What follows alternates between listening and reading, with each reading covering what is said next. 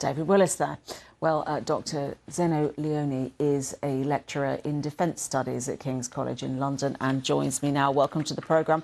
Where do you think this incident leaves relations between the United States and China? I think we need to put this crisis in historical perspective. Certainly, we are at a very low point in the history of US-China relations. Nonetheless, if we look at the last 40 years, 50 years, if we go back to the meeting between Nixon and Mao in 1972, until nowadays, there have been a lot of ups and a lot of downs. And so the US and China have been able in the past to de-escalate crises that probably were much worse than this one. For example, the crisis from last summer. So I believe we will continue to see ups and downs in the future in this sort of complex interdependence, complex relationship between the US and China, where they're both best friends and worst enemies. But the backdrop to it all, of course, is what we heard about the US in terms of its increase of use of military bases in the Philippines from 5 to 9, and China's corresponding activity in that region. That's the worrying part, isn't it? Absolutely. I think we're seeing the developing of a new type of Cold War, that's for sure. And I think to an extent China is right in saying that it's being encircled.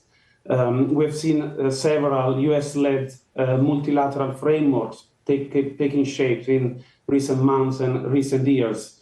So there is that, but the economic interdependence and the influence that businesses, both in the US and China, have on their respective governments is very powerful. And this is why, aside from more hawkish constituencies that we have in both countries, for example, the Congress in the US, the nationalists in China, the two governments, the two presidents are keen to maintain this relationship on a more manageable level. They have a relatively more dovish approach compared to these constituencies that I've just mentioned.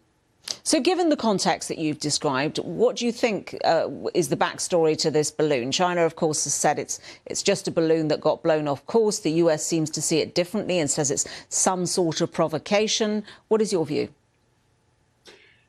Personally, I don't want to take a side yet on this. And I think we need to believe China's story for the time being. But the US did absolutely well at shooting the balloon down, because we cannot,